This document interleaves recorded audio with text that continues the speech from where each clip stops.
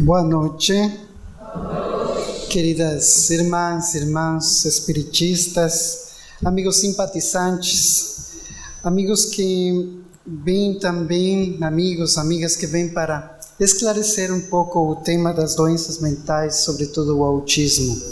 Recebam todos vocês um abraço carinhoso, fraternal, de nós que fazemos a Mansão do Caminho, Centro Espírita Caminhos de Redenção em Salvador Bahia. Em todas as épocas, se considerou a doença mental como um fenômeno. Mas a pergunta deste século é: o pensamento adoece, a mente adoece?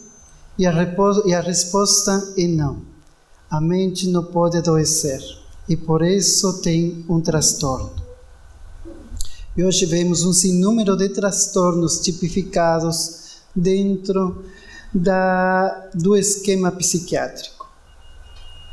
Mas tudo isso nós poderíamos prevenir, porque antes de que uma pessoa pudesse ter um transtorno emocional, um transtorno mental, poderia também sobreguardar sua própria consciência para não chegar a esse ponto culminante para manifestar. Mas tudo isto foi estudado desde bem cedo dentro da humanidade. Em um princípio, por exemplo, se pensava que a consciência do ser humano estava nos pulmões. Para os gregos. Para os romanos, a consciência estava na barriga. No século XX, a consciência sube até a cabeça. Isso brinda um pouco mais de lógica de como se ia desenvolver todo o processo da mente. Mas a mente é uma coisa especial. Cada um de nós mora dentro de um microcosmos, onde estão nossas ilusões, nossos pensamentos, nossas mágoas, nossas brigas, mas também ali encontramos nossa própria felicidade. Como podemos consertar tudo isso?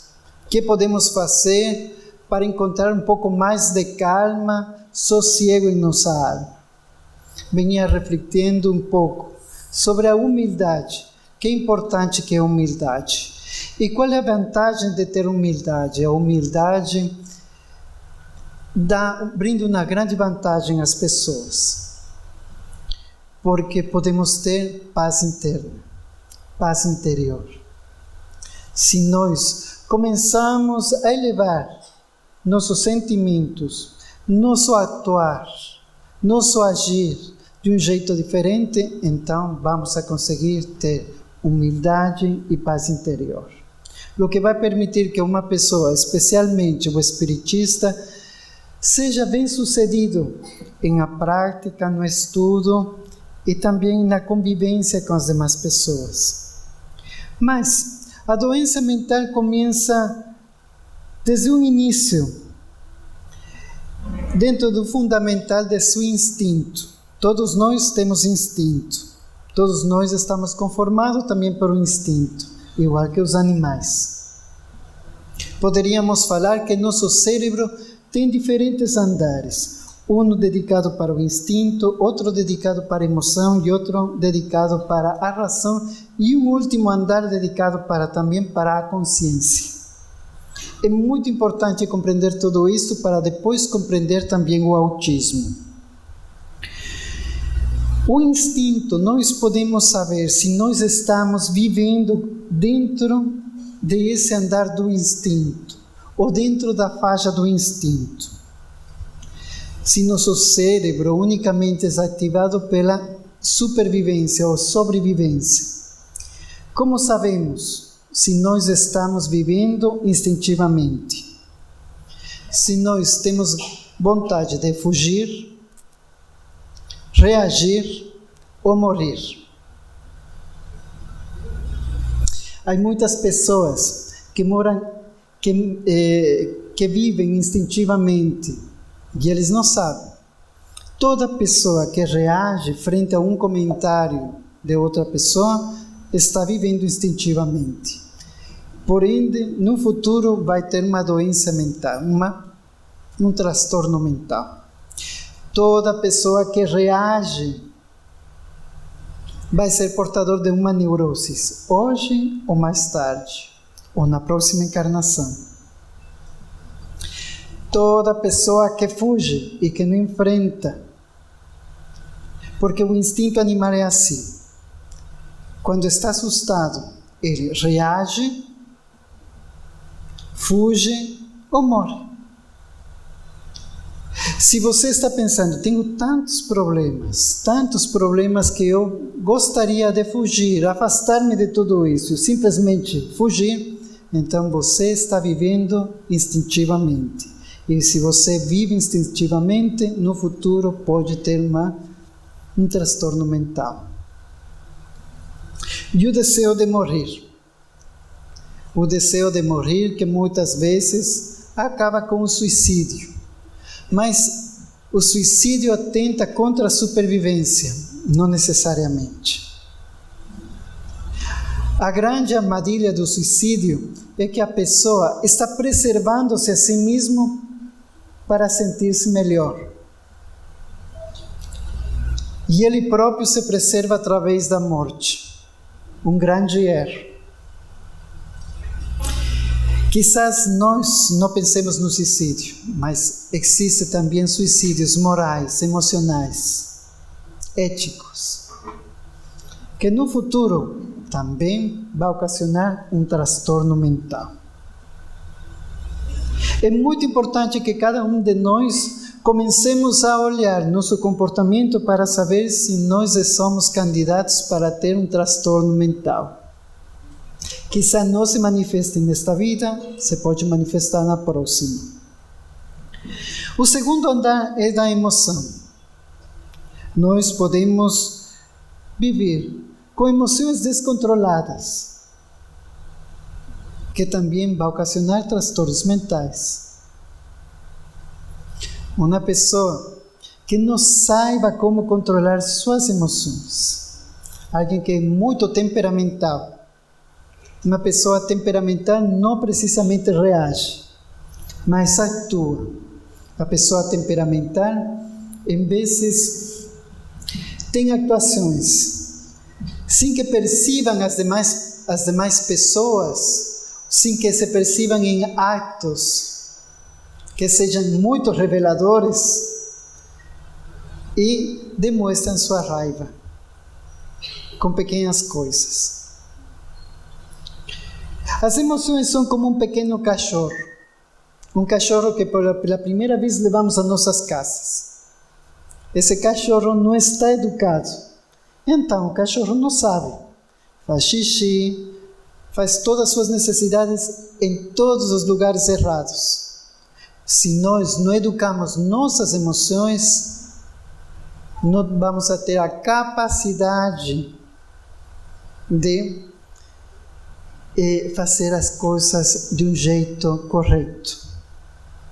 E para isso precisamos muito o bom senso, a razão, que é o seguinte andar, o terceiro andar.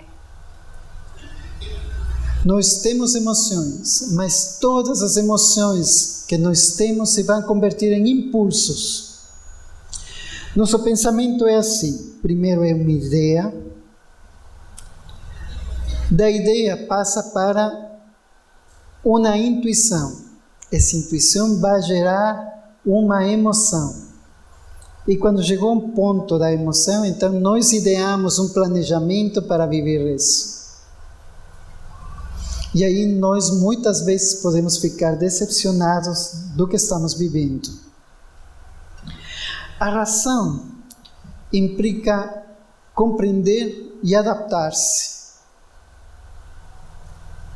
Como podemos educar nosso instinto e como podemos educar nossas emoções? Compreendendo e adaptando. Se nós, a partir de hoje, começamos a compreender as situações que vivimos, E aí entra o maravilhoso da doutrina espírita, que dá oportunidade a compreender de um jeito filosófico. Porque a filosofia vai brindar que nós tenhamos o contexto necessário para poder depois agir e compreender implicitamente as causas anteriores de tudo que está acontecendo hoje. Compreender é muito importante. Procuremos compreender absolutamente tudo o que acontece. Eu he tratado muitas pessoas e me chamou a atenção tratar uma pessoa que ganhou a loteria. Mas depois tratei uma pessoa que a filha casou. Depois atendi uma pessoa que a esposa morreu. Depois atendi uma pessoa que ganhou uma bolsa de estudos. E todos eles, em circunstâncias afortunadas ou desafortunadas, começavam a ter um transtorno. O cérebro não determina uma coisa afortunada ou desafortunada. O cérebro constata se alguma coisa é positiva ou negativa. A razão é muito importante. A capacidade de adaptação é muito importante. A pessoa que ganhou a loteria, por exemplo, não sabia o que fazer. Então, entrou em uma depressão profunda, porque pensava que todas as pessoas iam a roubar o dinheiro que ele ganhou. Não sabia o que fazer com aquele dinheiro. Não estava preparado. Não estava conseguindo adaptar-se. A mãe que casou sua filha ficou com um profundo vazio, síndrome de ninho vazio. Porque nem compreendeu, nem se adaptou. Mas eu perguntava à mãe, mas não foi um evento afortunado? Foi muito. E gosta do rapaz que casou com sua filha? Eu disse, gosto, sim. Ele é muito bom. E por que você está tão triste? Não compreendia, não se adaptava. E toda a nossa existência fica desse jeito. Sem a capacidade de compreender, de raciocinar, de adaptar-se. É muito importante este passo. É muito importante começar a morar neste andar de nosso cérebro, que está pronto em cada um de nós. E quando tudo isto acontece, começamos a utilizar novamente nosso instinto, porque acontece algo muito importante. Também falo com muitas pessoas e me dizem, tanto gostaria de desenvolver minha mediunidade. Eu sei, pode desenvolver sua mediunidade, muito fácil. Disse, muito fácil? Fácil como? Tem que começar a dar passo a seu instinto, às suas intuições. Porque primeiro tem que ser animismo, depois vem a mediunidade. Mas nós temos todas essas intuições em nossa mente, a nossa cabeça, e não fazemos nenhuma coisa com tudo isso. Quando nós começamos a caminhar pelo andar do raciocínio, então devemos começar a utilizar nossa intuição como um recurso de inteligência, de uma inteligência que está ligada com a divindade, para começar a ter uma guia e contato com os mentores espirituais. Porque eu fico horrorizado, eu sou espírita horrorizado, porque vejo na internet, não? Na internet tem de todo, mas sobre o espiritismo tem umas coisas horrorosas. Diz, vamos a dar seminário espírita de como conhecer a sua guia espiritual. E eu fiquei horrorizado. Como nós podemos fazer? Fazer caso às intuições que nós temos. Muitas vezes são essas vozes do além, essas vozes de irmãos carinhosos, de irmãos carinhosas que vivem perto de nós e que querem ajudar. Se nós começamos a ter uma harmonia entre o mundo físico mundo material, com o mundo espiritual, nós vamos estar bem mentalmente. O conflito moral é a principal razão de um transtorno mental.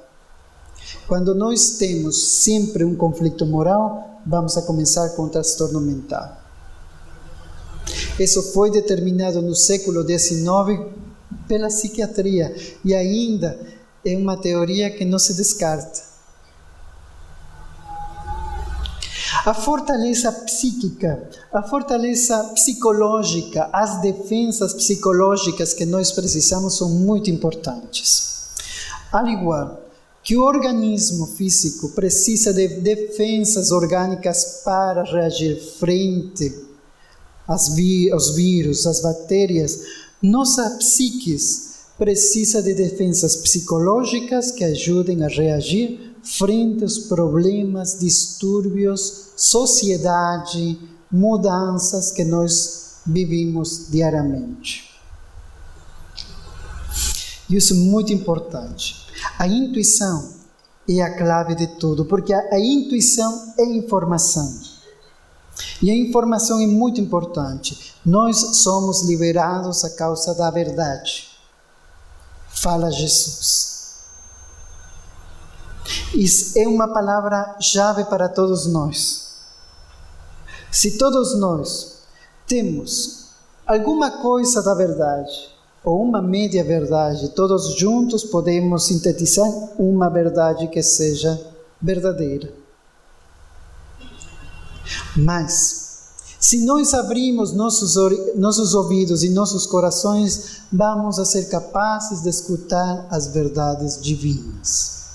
E uma pessoa que ouve as verdades divinas é uma pessoa saudável, fisicamente, psiquicamente, aunque tenha câncer. Compreendemos? Tudo isso vai conformar a consciência, que a consciência é o processo de iluminação que cada um de nós vai ter em um determinado momento, onde nós vamos a voltar a essa consciência crística. Graças a Deus, os espíritas, temos um guia e modelo, Jesus. No livro dos Espíritos está claramente tipificado. Quem será esse guia e modelo? Jesus. No livro dos Espíritos em espanhol diz: ved a Jesus, olhad a Jesus. E é muito significativo. Poderia haver falado: olhe o Cristo, veja o Cristo, siga o Cristo. Mas isso não ia ser possível para todos nós. Porque o Cristo é a consciência máxima que atinge uma pessoa que tem consciência.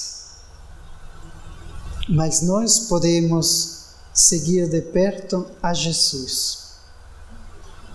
Começar a acalmar nossa alma, começar a acalmar nosso ímpeto, começar a reagir com menos paixão. Porque a pessoa que vive baseada em suas paixões é uma pessoa que rapidamente fica cansado, ferido, triste, esgotado e desilusionado. Mas a pessoa que toma um fardo com toda a seriedade e que não tem já muito jeito para seguir caminhando é a pessoa que verdadeiramente está seguindo a Jesus. É bom. É muito bom que nós fiquemos cansados. É muito bom que nós fiquemos aborrecidos. Que vayamos, inclusive, miremos a nossa família e digamos: mas eles não me compreendem. Ou vayamos ao centro espírita e digamos: ai, todos são uns hipócritas. É muito bom. Porque graças a isso nós estamos consolidando o nosso caráter. Graças a isso nós vamos ir pela ensinança. Nós vamos ir pelo trabalho, nós vamos ir pelo ideal. E quando fazemos isso, estamos solucionando nossos transtornos mentais. Compreendemos? Existe o transtorno, mas existe também uma solução. E aquela solução nós podemos facilitar com trabalho, com ajuda, preenchendo nossas vidas com coisas positivas, que é a forma de ter defesas psicológicas para a nossa vida. Naturalmente, tudo vai conformando-se em concordância de como nós vamos existindo. E a consciência, o ser, cada um de nós está formado por camadas de egos. Poderíamos dizer, temos 10 ou 20 reencarnações. Em essas 10 ou 20 reencarnações, tivemos personalidades diferentes, assumimos personalidades diferentes, com trabalhos diferentes, com famílias diferentes, com atividades diferentes. Toda aquela informação vai acumulando-se e vai formando camadas, como os pisos do chão. Nós olhamos os geólogos e os geólogos podem olhar a idade da Terra através de todas aquelas capas que tem no chão. Ou mesmo se poderia fazer a mesma coisa, nós também poderíamos saber isso com nossa psique, com nossa consciência. Somos o cúmulo de tudo isso. E quando isso se desfaça, sai de controle, também aparece um transtorno mental. Aparece essa nova personalidade que aflora, que você não é, mas está sentindo isso. E você mesmo não se reconhece. Diz, mas por que reagi desse jeito? Por que falei assim? E eu nunca utilizo essas palavras, mas hoje falo essas palavras que não são hábito meu. Pode ser dessas camadas das personalidades antigas que nós formamos parte. E assim, pouco a pouco, vamos vendo que a humanidade vai superando, a humanidade vai compreendendo cada vez mais coisas e vai evolucionando. E dentro da evolução de todas as doenças mentais, aparece uma particular em cada época. Nós temos, nas primeiras épocas, Hipócrates, sim, as flemas, a pessoa flemática, sanguínea, colérica. Na Idade Média, tudo era uma possessão diabólica. Ou era bruxa, ou era possessão diabólica. Depois, na época mecanicista, vemos que todo é um transtorno psiquiátrico, uma doença mental. E se fazia trepanações. Se tirava parte do cérebro para atirar com isso o mal que está na mente. Mas quem conhece a mente? Existe uma máquina, um equipo de ressonância magnética, um tomógrafo que pode dizer, ali está a mente. Ainda não existe. Hoje, a espiritualidade vai um pouco mais aprofundando-se e pensando que a pessoa não somente é um organismo, é uma máquina, sino que essa máquina tem uma transcendência. E todos nós temos necessidade de transcendência. Todos nós precisamos de transcendência. Poderíamos dizer que nenhum de nós vai gostar de ser esquecido depois da morte. Todos gostamos de ser lembrados bem. Esse é um sentido de transcendência. Se nós fôssemos meramente pessoas mecânicas, entidades mecânicas, então não precisaríamos disso.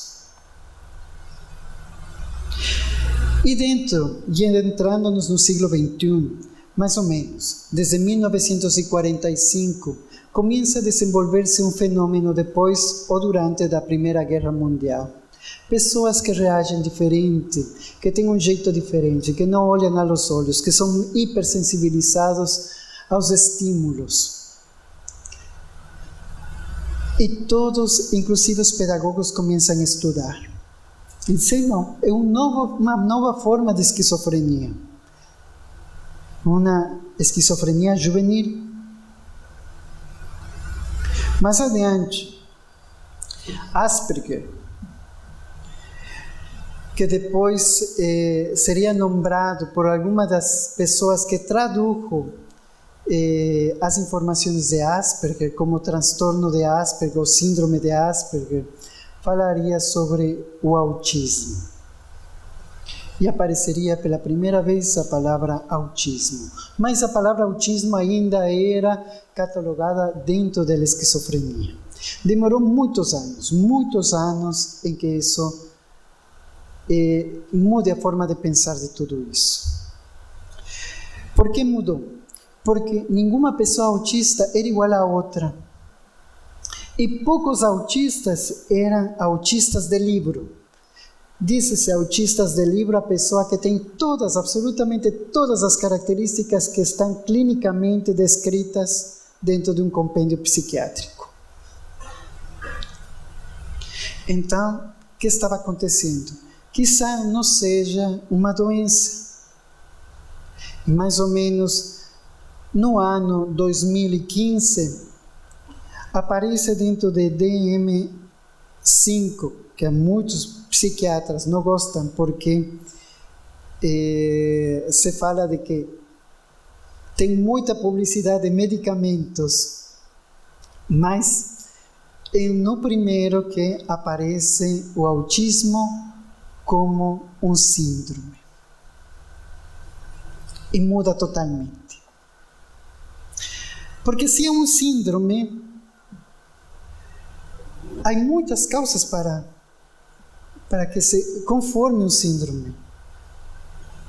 E os pais de família debatem muito. E existem muitas discussões. Há facções de pessoas que pensam, as vacinas são as que provocam o autismo.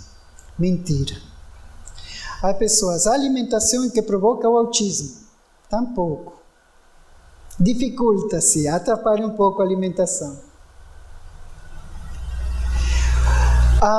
No princípio, a mãe, uma mãe que não toma conta de seu filho, uma mãe demasiado fria, mentira, tampouco é causa do autismo.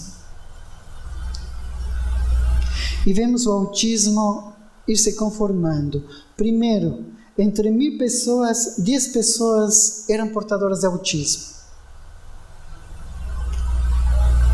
Dentro de uns anos, eram 50 pessoas. Hoje estamos na média de 70 pessoas. O índice é muito alto hoje em dia. E poderia dizer que se eu solicito a cada um de vocês que levante a mão, cada um de vocês terá uma pessoa que conheça que tem autismo, portador de autismo.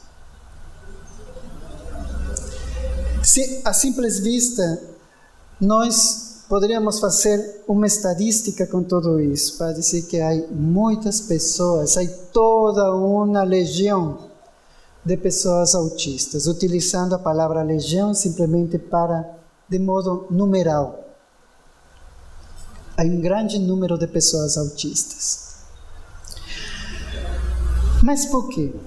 Vamos a observar os antecedentes espirituais de tudo isso para também brindar umas dicas que eu considero importantes. Não sou um experto em autismo, simplesmente sou um conhecedor do autismo, porque tenho a oportunidade de estudar, de conviver com o autismo desde faz muitos anos. E por isso tenho a oportunidade de conhecer. E he tenido a oportunidade de realizar algumas experiências que han ajudado alguns pacientes e ainda hoje nós colocamos em prática lá na Mansão do Caminho. Então, as características de uma pessoa autista, acho que a maioria de vocês conhece, mas se deveria enumerar por se alguma pessoa não conhece. Hipersensibilidade visual, auditiva, kinestésica, que pode chegar à dor, a sentir dor. Não existem pessoas autistas agressivas. Dizem, mas meu filho bate, mas não bate com agressividade. Mais adiante vou conversar por quê. Essa hipersensibilidade pode fazer que a pessoa sinta dor, sinta uma neuralgia, uma dor neurálgica. Então, se que uma pessoa pega uma criança autista e esta criança fica mal e depois bate, está defendendo-se, não está reagindo, não é violência. É razão de sua hipersensibilidade. Falta de comunicação empática, e isto é muito importante. Movimentos estereotipados, movimentos que são característicos, caminhar nas pontas dos pés, o qual que há que advertir, sempre que deve ter tratamento nos primeiros lapsos de tempo que começa a caminhar nas pontas dos pés, porque senão os tendões vão afetar-se. Sim?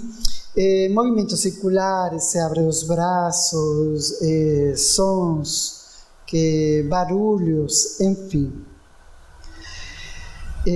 Incompreensão da linguagem metafórica.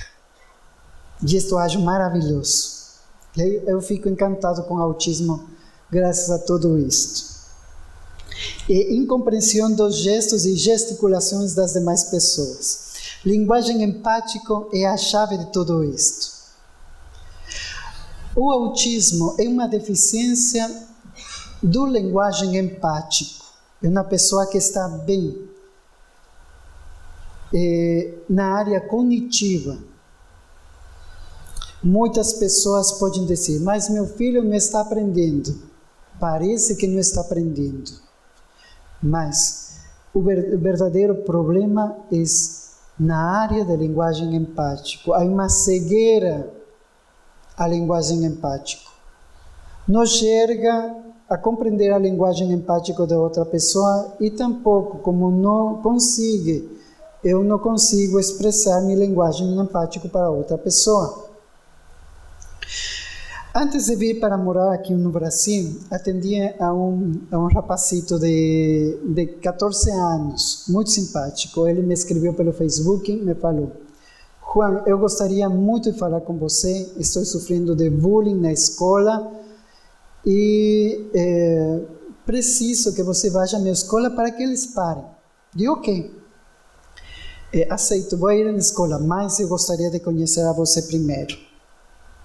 Combinamos um dia, os pais trouxeram a ele, comecei a conversar com ele e falava, como é o bullying que você está sofrendo na escola? Ele disse, é uma coisa espantosa. Eles, em vez de riem de mim, e eu não sei porque eles estão rindo de mim, mas eu sei que eles estão rindo de mim. Digo, pode ser. E perguntava para ele, por que você acredita que eles estão rindo de mim? Disse, não sei, quizá eu sou um pouco estranho, eu trato de dar conselhos a eles de como deveria ser seu comportamento, mas não dá certo. O outro dia ficaram com raiva de mim, com raiva definitiva. Digo, como uma raiva definitiva? Disse, todos eles fugiram da aula de classe. E eu fiquei na aula de classe, porque minha mãe deixou na aula de classe. A professora deixou na aula de classe. Então, eu tinha que estar na aula de classe. É lógico. Digo, sim, é lógico.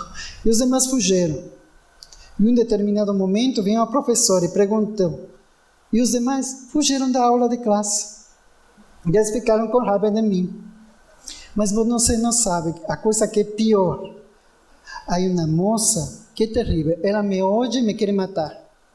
Digo, como quer matar?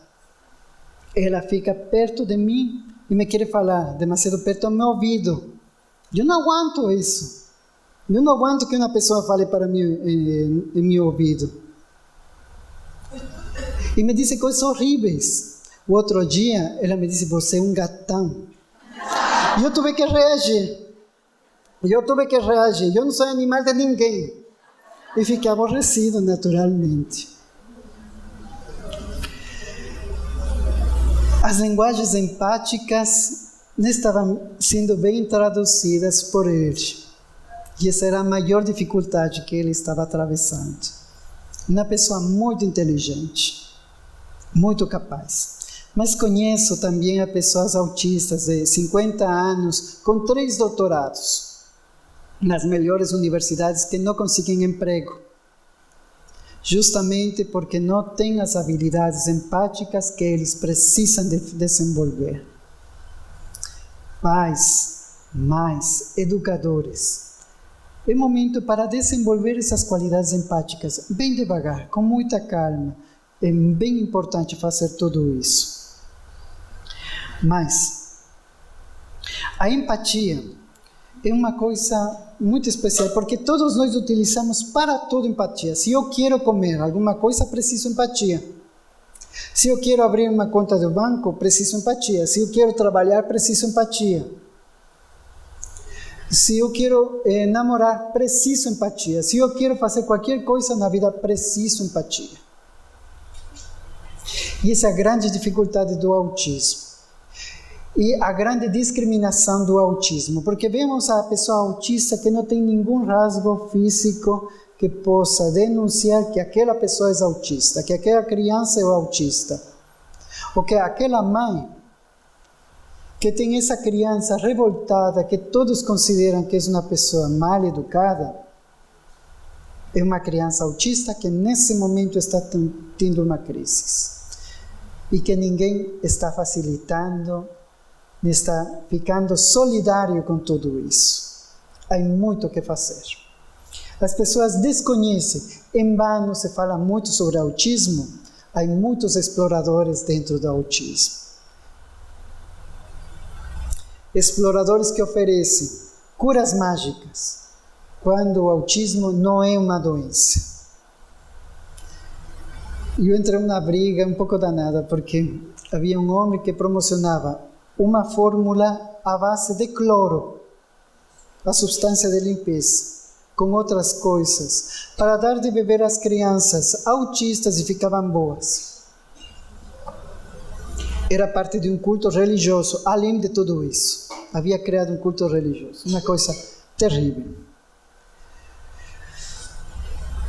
E nós devemos estar bem esclarecidos de tudo isso, porque muitas pessoas querem explotar, as pessoas autistas querem explotar a sensibilidade dos pais das pessoas autistas.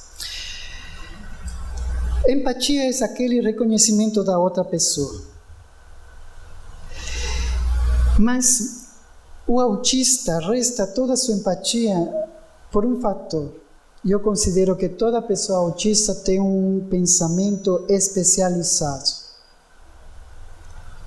Conheço, por exemplo, a um rapaz que conhece todas as equipes de futebol que existem dentro do planeta. Além de tudo isso, conhece todos os nomes de todas as equipes de futebol.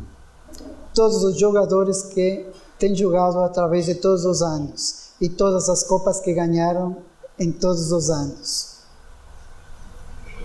Seu cérebro é muito bom e está especializado em reconhecimento de nomes, de datas, de fatos históricos enquanto ao esporte. Os pais maravilhosos ajudaram a ele a trabalhar com todo esse conhecimento que tinha. E fizeram um livro dele, uma enciclopédia de esportes. E ele apresentou uma enciclopédia de esportes, sendo assim uma pessoa inserida dentro da sociedade. Depois disso, começou a desenvolver outras habilidades, começou a ter novos interesses. E, através dos interesses, começou a recopilar outros dados que se estão convertindo cada vez mais em documentos estadísticos muito importantes. E uma pessoa autista de grau grave, se poderia, muito comprometido. Mas está inserido dentro da sociedade. O que acontece com o pensamento empático, com a empatia, com a metáfora? É uma coisa maravilhosa, porque o hipocampo, o sistema límbico nos faz relacionar-nos com todas as simbologias que estão perto de nós, com tudo o que está acontecendo. O sistema límbico faz que nós reconheçamos muitas coisas, ajuda a preservar-nos. E o hipocampo a recuperar todas essas informações para nosso cérebro. E tudo isso tem que ver com que algo aconteceu em uma vida anterior. Porque o hipocampo vai conformando-se em essas camadas do ego que falamos desde um princípio, em essas camadas do ego que estávamos falando, vai conformando-se vida tras vida, brindando-nos ainda mais destreza para a convivência com as demais pessoas. Pero num momento dado, isto se vê interrompido. Dentro do sistema límbico, o hipocampo.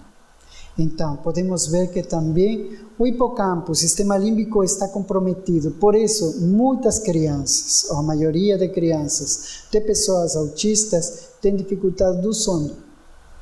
Não conseguem dormir com facilidade.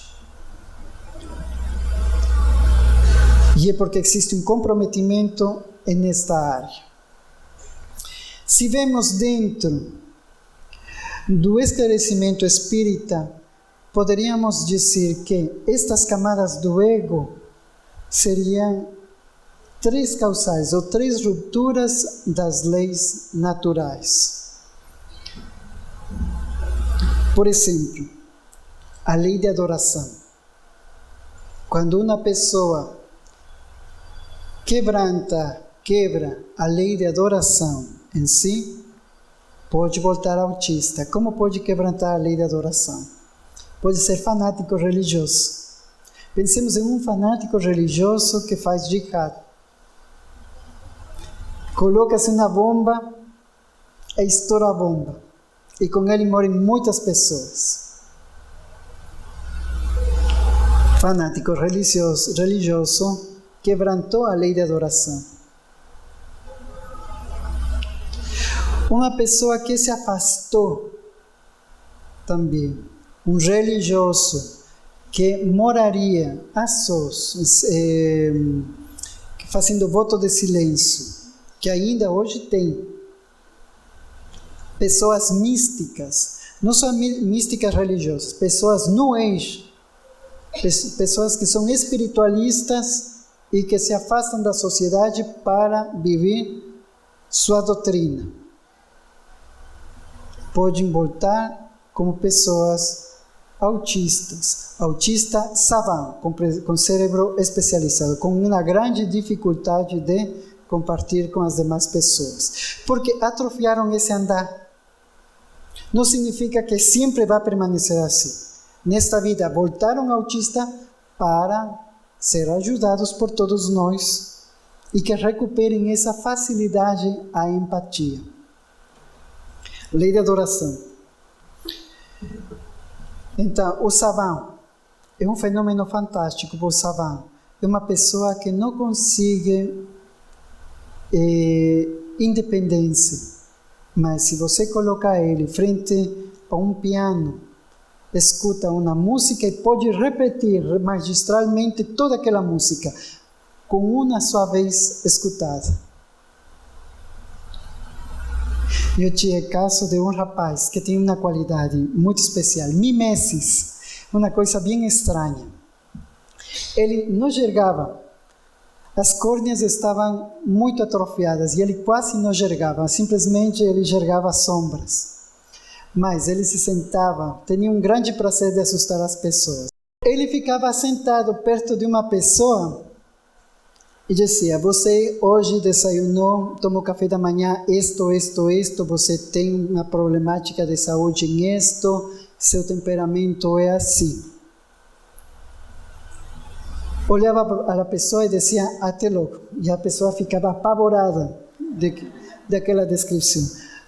Ele era um mimético, tinha sua capacidade sensitiva, sua hipersensibilidade fazia que ele pudesse gerar, perceber, sentir muitas coisas das outras pessoas. E uma qualidade fantástica dentro do autismo. A lei de destruição é a segunda causa do autismo dentro de que eu he podido observar nas pessoas. Na lei de destruição podemos ter também pessoas que têm um transtorno como a crise do pânico. E o autismo, quando tem uma crise, é um pouco parecido à crise do pânico. Não igual, é um pouco parecido à crise do pânico. Como acontece um autismo com a lei de destruição? Se eu sou morto em uma guerra por outra pessoa, se eu vejo meu atacante, não somente em uma guerra, se é muito traumática a minha morte é causa da mão de outra pessoa, então eu posso vir autista. Um autista que pode estar mais desenvolto, com maior desenvoltura. Muitas pessoas, muitos pais de crianças autistas sempre fazem a mesma reclamação. Se mais meu filho abraça e ele é muito carinhoso. Sim, porque está dentro dessa faixa. Mas também as pessoas mais involucradas, as pessoas mais afetadas do autismo, são as pessoas que foram mercenárias, que mataram de propósito a outras pessoas. Pessoas que fizeram aborto, não que se fizeram aborto. Não falo da mulher que fez aborto. Falo daquela pessoa que com conhecimentos fez o aborto. Por quê? Tudo isto é assim. E vou explicar-lo com tudo isto. Não? A lei de progresso. Aquele opressor dos povos, aquele monarca que não permite o desenvolvimento de um povo, aquela pessoa que abusa do poder, também pode voltar como autista. E por isso vemos tantos autistas. Quantas guerras hemos tido dentro da humanidade? Quanta decepção de um ser humano contra outro ser humano. É muito grande. Mas a chave de tudo isto é acostumbramento. Eu me lembro que quando entrei no primeiro ano de medicina, eu tinha um professor um pouco especial. Seu temperamento era diferente aos outros professores. Era muito bom, muito didático demais. Na primeira aula, ele levou um cão morto, dizendo: senhores, esta é nossa aula de anatomia.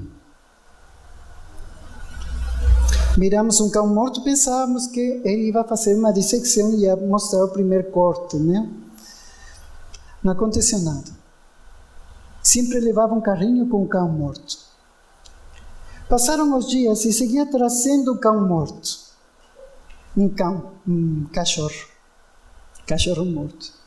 A vezes não se me compreende bem o sotaque.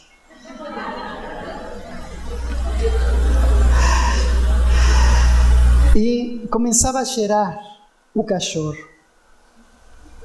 E nós quase não suportávamos. Dizem, mas é uma coisa natural. E vocês vão acostumar. E é verdade. Passou todo o processo de putrefacção o cachorro. E nós nos acostumamos ao cheiro. Nós acostumamos a ver essa imagem horrorosa do cachorro apodrecendo-se ali, na aula de anatomia. O acostumamento é uma coisa horrível. A pessoa que faz um aborto pela primeira vez, um médico, um aborto que não seja ético, estou referindo. Um aborto que não é ético, por dinheiro. A primeira vez vai sentir remorso, segunda vez ainda vai sentir um pouco de remorso, quarta, quinta, décima, já não vai sentir nada, porque vai chegar a um nível de acostumamento dentro de si mesmo. O que acontece com todos nós? Nós olhamos o televisor, assistimos um programa na TV e vemos um programa violento. Primeira vez, ficamos chocados. Segunda vez, não. E agora é muito comum. Tudo isso faz que nós quebremos nossas defesas psicológicas, que também falamos no princípio, e que nós comecemos a viver problemáticas muito mais graves. Então, a pessoa abortista, o opressor, a pessoa que abusa o poder, passa por um nível de acostumamento. Por isso a humildade é uma coisa maravilhosa. Por isso a paz interior que traz humildade é uma coisa maravilhosa. É a primeira defesa psicológica que uma pessoa pode ter.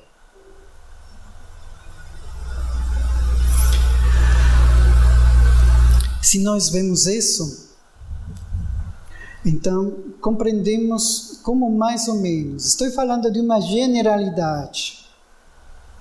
Cada pessoa autista é diferente. Há muitas coisas que eu ainda não compreendo do autismo.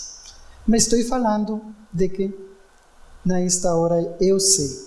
Mas o autismo não somente isso. Existem autistas profundamente éticos. Nós vemos em notícias do Facebook, por exemplo, na mídia, que um rapaz com síndrome de Asperger está dedicado para acabar contra o bullying. De onde saiu uma pessoa com tanta ética? Uma menina de 12 anos ganhou, com síndrome de Asperger, ganhou um prêmio Nobel por defender a natureza, a ecologia. Temos aqui mesmo no Brasil rapazes que estão formando em medicina. E tive a oportunidade de conhecer a um destes rapazes e vai a trabalhar com pessoas autistas. Maravilhoso, uma pessoa autista que trabalha a favor de pessoas autistas. De onde saiu essa grande ética? Essa ética também é adquirida a causa de todas essas camadas. No livro da Gênesis, de Allan Kardec, capítulo 11, item 35 a item 37, diz: ora, como os espíritos nunca mais perdem ou adquirem, trazem consigo a inteligência e a intuição dos conhecimentos que possuem, imprimindo, por conseguinte, o caráter que lhe é peculiar à raça corpórea que venham animar. Para isso, não precisam de que novos corpos sejam criados exclusivamente para serem usados por eles. Neste capítulo também fala das migrações espirituais. Há muitos espíritos que, a causa da regeneração planetária, vêm para nosso plano espiritual, mas que o seu pensamento mais elevado não conseguem ainda os mecanismos, a mecânica do pensamento de um corpo como o que nós temos. E precisa ser ajustado. Se bem, existem autistas que poderíamos dizer que estão fazendo uma expiação em sua vida, estão também brindando um serviço, mudar a humanidade, porque estão conformando novos padrões de novos corpos físicos. Não novos corpos físicos com 3 olhos, com uma glândula demais, nada disso. Novos corpos físicos que brindem maior sutileza para os mecanismos da mente. Compreendemos isto? Para que não vayam dizer, porque sempre há que mal entende e vai dizer, falaram na palestra que vai vir com uma glândula mais, com alguma coisa mais no cérebro. Não, não vem assim, vem com maior sutileza, mais sensibilizados, com as conexões nervosas mais sutis, com maior capacidade de neuroplasticidade, que é uma coisa que se fala hoje. Neuroplasticidade. Outra chave importante do autismo. Por isso o autismo é maravilhoso. Eu sempre que disse, eu sou mãe de um filho autista, eu digo, parabéns. Porque está fazendo uma grande labor para a humanidade. Não percebe. Tem grandes dificuldades, é muito cansativo. É uma labor de 24 horas, 365 dias ao ano, é muito cansativo mesmo. Mas não percebe, não sabe o bem que está fazendo a humanidade com essa pessoa que aparentemente não compreende o mundo. É muito importante reconhecer isso. Então, esses espíritos vêm e têm que ajustar, conforme as suas faculdades mentais, têm que ajustar um novo organismo. E aparece o autismo Asperger. Eu tenho a oportunidade de conhecer muitos autistas Asperger e a maioria, o 99%, deixando um margem. 99%. Eu conheço que seria, em verdade, um 100% todos os autistas Asperger têm uma ética moral elevada. Em uma ocasião, na Mansão do Caminho, vi uma família com um menino Asperger. E me fala, disse, ele está muito mal, porque tem ameaçado a escola. Digo, ameaçou como? Disse, ameaçou que vai matar a todos e que vai estourar uma bomba na escola para que todos se morram. E eu falei, filho, digo, é verdade que você falou tudo isso? Ele disse, sim, é verdade, vou fazer. Digo, vai fazer. Digo, tá bem, e por que vai fazer tudo isso? Disse, que você não sabe. A professora fala que façam silêncio e eles deveriam ficar calados, escutando o que está falando a professora, e eles não fazem caso. Eles fazem o que quiserem. Então eu fico com raiva de que eles fazem que não prestem atenção ao que está falando a professora. Diz, e o pior, no momento da prece, porque em minha aula fazemos prece, sempre fazemos prece. A gente entra e antes de sentar, fazemos uma prece. E eles ficam zombando no momento da prece. E eu fico com mais raiva, porque eu adoro fazer prece. Ele não estava errado. Os programas de TV que ele estava assistindo, com permissão de seus pais, estavam errados. Dimos um ajuste e voltou à normalidade e falamos com ele que não é uma boa forma de falar. Que uma pessoa tão meiga como ele é, não estava bem que fale assim. Porque ele gostaria de ter amigos. E assim ele mudou completamente. Então, conheço que as pessoas com autismo Asperger são pessoas éticas. Há pessoas também que me dizem, meu filho tem Asperger, mas ele consome drogas. E não acredito, porque não tem linguagem metafórica, então, se não tem linguagem metafórica, tampouco sabe mentir. E uma das características do autismo é não saber mentir. Vai tentar mentir, mas não vai conseguir mentir, porque vai ser uma mentira como de uma criança de 2 anos. Tem chocolate na mão, todo o rosto está embadurnado de chocolate, vão perguntar, você comeu chocolate? Vai dizer não. É uma mentira? Não, não está conseguindo mentir. Para dizer uma mentira, precisamos de 5 pontos. Primeiro, pensar o que vou dizer, e que isso que vou dizer seja convincente. Segundo ponto, ter emotividade para passar a essa informação. Então, eu contar e que seja creível. Terceiro ponto, lembrar-me exatamente tudo o que falei, o tempo todo. Quarto, olhar como reage a outra pessoa à minha mentira. E 5, modificar de um jeito muito sutil. Então, para mentir, precisamos muitas coisas que não dá tempo ao cérebro de uma pessoa com autismo fazer. Então é assim. E como faço? Como faço para ajudar-me com um diagnóstico? Sempre é bom solicitar diagnóstico de uma pessoa especializada, um neuropsiquiatra infantil. No caso de crianças, tem que ir da mão de um bom diagnóstico. Um diagnóstico dentro do autismo não pode ser uma coisa que se faça em 5 minutos. Não. Um diagnóstico verdadeiro dentro do autismo vai demorar 5 dias, 10 dias para determinar as dificuldades, inclusive, e que tem que trabalhar com a criança. É muito importante isso, deve ser com uma pessoa experta no tema. Mas como nós trabalhamos? Primeiro, em meu caso, eu detecto o cérebro especializado, o pensamento especializado. Vejo como está especializado o pensamento de essa criança em especial. O que gosta de fazer? Gosta de desenhar? Então, olho, dou várias opções. Gosta da música, gosta de construir coisas, que gosta. E vejo seu pensamento, seu cérebro, em que se facilita. Porque se eu faço isso, ajuda a comunicação depois. Porque para mim não existem pessoas não verbais, existem pessoas pré-verbais.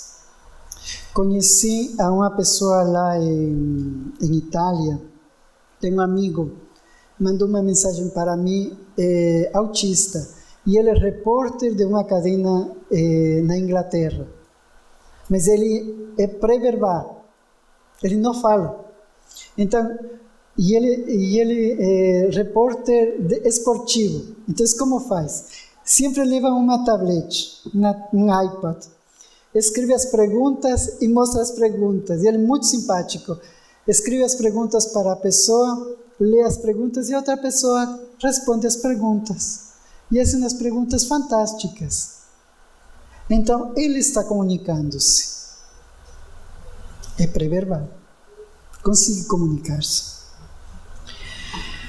O diagnóstico de linguagem é muito importante. No livro Aliana que escrevi, temos padrões de linguagem que eu utilizo. Não são baseados na neurolinguística nem nenhuma dessas coisas. São padrões básicos geométricos que todos nós utilizamos. É fácil descrever a uma pessoa. Se der tempo, fizesse um exemplo disso com algum voluntário. Então, nós determinamos se tem uma linguagem quadrada, circular, ou uma linguagem rígida, emotiva, ou... esqueci a palavra em português. E não tem correspondência com a de espanhol. De intermediação, de mediação, de mediar, de interseção, interação. Obrigado. Sim? Então, se determina como está conformada a linguagem. Porque eu, como psicólogo, um dia fiquei cansado. Porque os pacientes vinham à terapia psicológica e muitos deles me diziam, eu dizia, olha, como está? Você vem, com que intenções? O que você gostaria de fazer? Diziam sempre, não sei. E depois de muitos não sei, eu compreendi que as pessoas não sabem o que realmente querem, que precisam. Então, utilizo um mecanismo onde a pessoa não tem que falar e que se começa a interpretar a pessoa assim que fale. Então, assim começamos a explorar a psique da pessoa. E a mesma coisa fazemos com as crianças autistas, porque não podem falar. Ou crianças pequenas, porque não podem falar. Porque nós, na Mansão do Caminho, damos atendimento a crianças desde meses de nascidos até a entrada na universidade. Então, temos que dar atendimento a essas crianças que não podem falar, que não podem se expressar.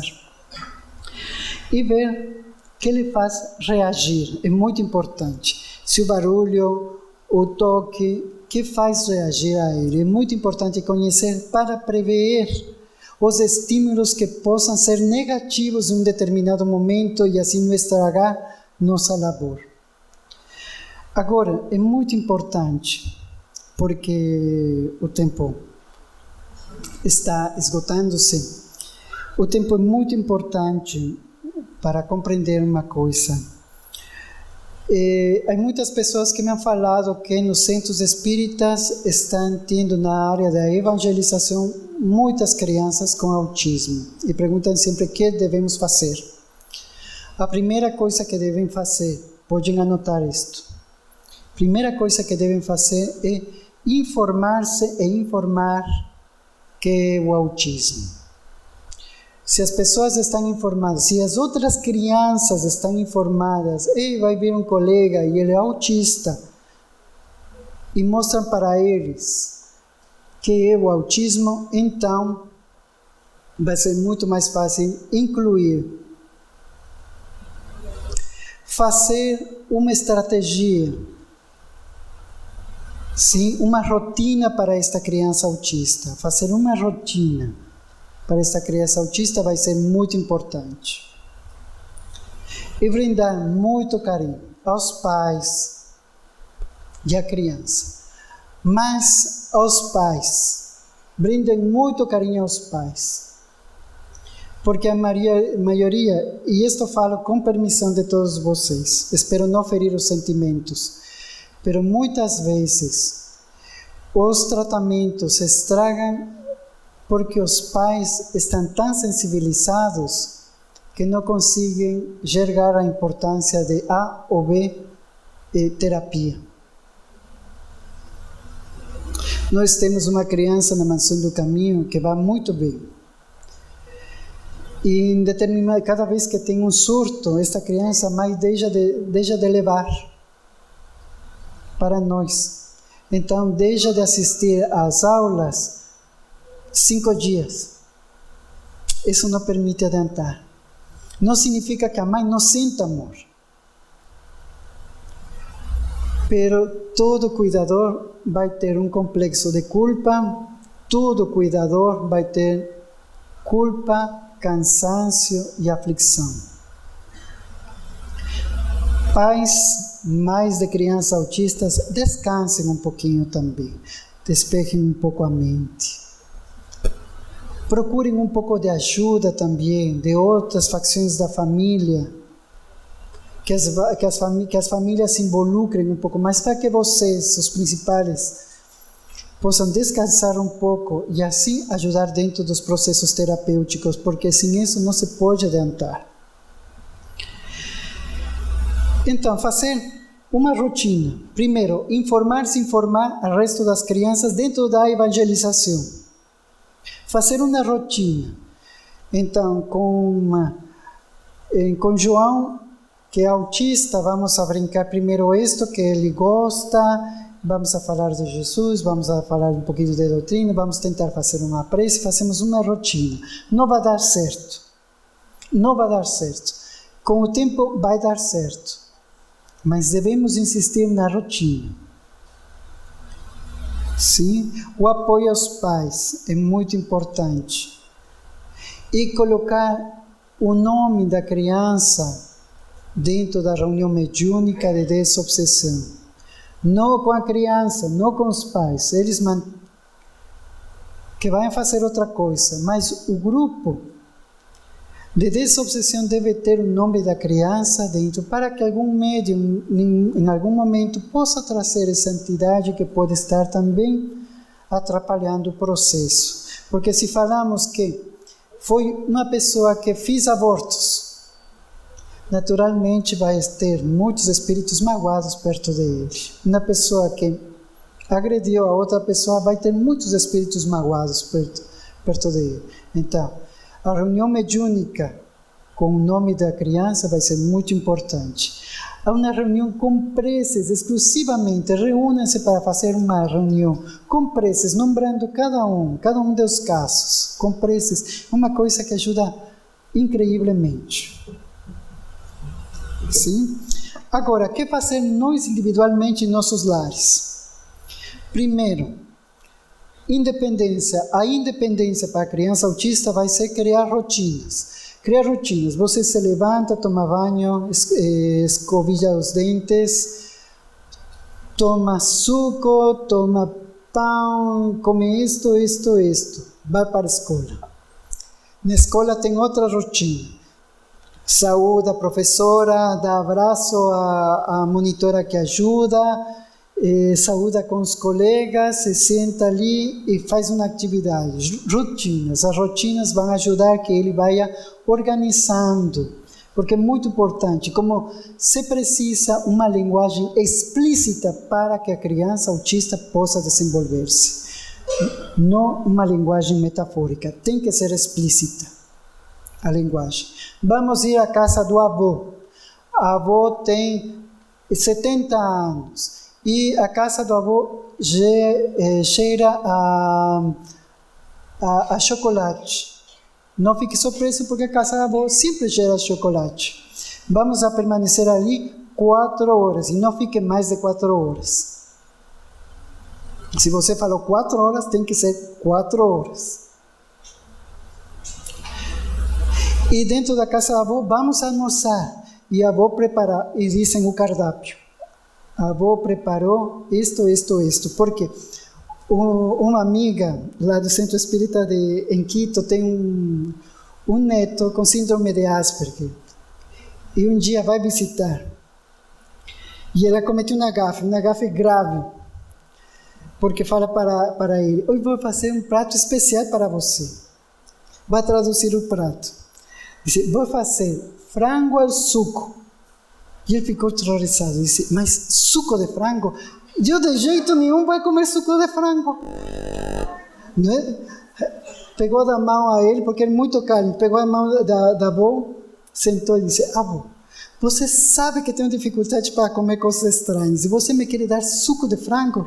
Com as vísceras, com a sangue, tudo isso que contém. Até agora não consigo beber um suco que dê a avó. Todos os sucos têm que ser trazidos pela mãe, porque não se atreve a tomar nada do avô. Mas é assim. O pensamento e a fala tem que ser explícita, explicado absolutamente tudo. Sim? Rotina. Autocontrole. Reconhecer que ele faz reagir. Não somente você tem que aprender que faz reagir. Essa música lhe faz reagir, esse cheiro lhe faz reagir, essa palavra lhe faz reagir, esse barulho lhe faz reagir, sino que também ele deve aprender a compreender, porque não tem um problema mental.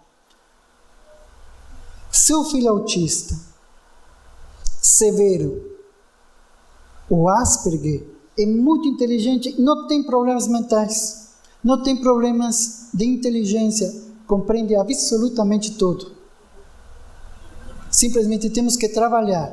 Essa é a parte difícil. Então, reconhecer que ele faz reagir. Conhecimento. Ter conhecimento das habilidades naturais dessa criança. Se é bom para a música, trabalhamos com a música como um mecanismo de desenvolvimento das outras qualidades. Se é bom para a pintura, trabalhamos a pintura e daí desenvolvemos as outras qualidades. Sempre vamos a começar desde o que mais fácil para ele é. Porque desde esse ponto vai desenvolver toda uma linguagem. Nós começamos com desenhos. Temos uma criança que contava 1, 2, 3, 4, adorava os números. Contava. Mas não falava nada, somente contava os números. Ficávamos desesperados. Quando um dia começa a escrever. E começa a escrever em inglês e sem erros. Mas quando aprendeu ele a escrever em inglês e a falar inglês, ele utilizava um computador, no computador utilizava YouTube e adorava Praça Sésamo. Praça Sésamo em inglês. E aprendeu a escrever e a falar inglês. Tudo começou com a repetição dos números. 1, 2, 3. Que número é esse? 1. Que número é este outro? 1. Vou colocar um número. Me pode dizer o número que é? E ele foi com mais confiança e agora fala. Desenvolvimento. E o desenvolvimento, como falei anteriormente, baseado nas habilidades naturais que possa ter a criança. É profundo